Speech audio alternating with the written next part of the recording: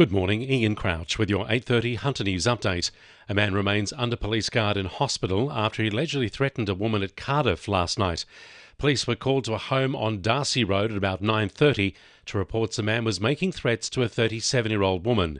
It's alleged the man entered the home, smashing a window as the three residents fled into the backyard. He was arrested a short time later after a struggle with officers in nearby Kirby Street. The man was taken to Belmont Police Station and then to the John Hunter Hospital for assessment of a suspected arm injury. None of the residents were injured. Hunter nurses and midwives will be watching a landmark court case which starts today closely as their campaign for a better pay and conditions deal continues. The full bench of the Industrial Relations Commission is set to hold 6 weeks of hearings on the issue. The Nurses and Midwives Association is calling for a 35% pay rise over 3 years and better conditions, including increased sick leave.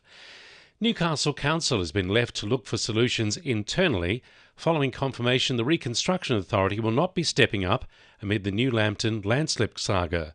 Chris Minns says the Reconstruction Authority won't get any more involved and says it's up to Council to do the bulk of the work. Newcastle Labor Councillor Declan Clausen says the Premier's not to blame. He says Lord Mayor Ross Kerridge has been slack with correspondence. There will be more support that is necessary from state and federal governments, and we'll continue to knock on those doors. And we really need a Lord Mayor that can get on with the job, that is able to follow up on correspondence to help us in that advocacy. A police crackdown on knife crime across the state has led to 200 people being charged, including a Newcastle man. More than 600 officers took part in Operation Foil over 3 days. Close to 130 knives, firearms and ammunition were seized during the operation. Among those charged included a 28-year-old man after officers allegedly discovered a knife, rifle, ammunition, drugs and more than $8,000 in cash while executing a search warrant at Islington.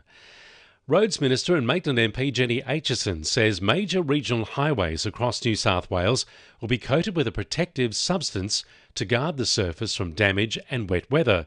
The spray sealing program involves coating a road in hot bitumen and aggregate, making it waterproof and improving tyre grip. The more than 470 kilometres for work includes 70 kilometres of the New England, Gwydir and Bruxner highways in the state's north. Jenny Aitchison says the work is continuing for the next 10 months. In addition to the $155 million that we brought forward and announced just a few weeks ago to really get on top of that potholes and major heavy patching work.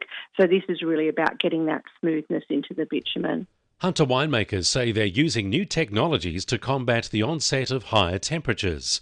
While growers expect this year's vintage to be high quality following a wet winter, new ideas are being explored to keep soil cool during hot summers. This year's Boutique Winemakers Show awarded Semillon and Chardonnay vintages.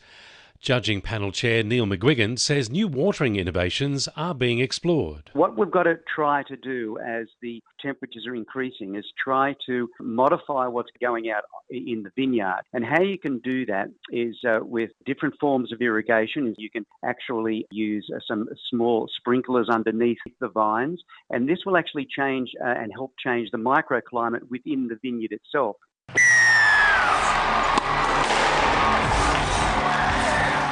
2NURFM Sport. The newly revamped Hunter Sports Centre at Glendale will be put through its paces over the next 6 days as competitors take part in the Gymnastics New South Wales Country Championships and Gym Sport Invitational. 1,100 gymnasts from 37 clubs across New South Wales are taking part, showcasing 7 unique gymnastic styles including acrobatic, rhythmic and trampoline gymnastics. The competition sessions are open to the public and entry is free of charge. The Australia Cup trophy was in town yesterday as part of a promotion for this Saturday's blockbuster final between the Jets and Victorian NPL side Heidelberg. Newcastle's trophy cabinet is virtually empty, apart from their A-League Grand Final win over the Mariners in 2008. Defender Alex Sujner was on hand for the promotion and told NBN he's not getting his hands on the cup just yet. That we can lift after the game. I'm not going to touch it now, but I believe after the game that we can lift it as one team. Meanwhile, the club has added to its goalkeeping ranks, signing Alex Nassib on a scholarship deal for the upcoming A-League season. He comes with plenty of experience, having played previously for Melbourne Victory and Western United. And the winning numbers in Monday Lotto are 11, 16, 26, 27, 28 and 35, and the supplementaries are 15 and 22. And now you're up to date with the latest 2NURFM Hunter News.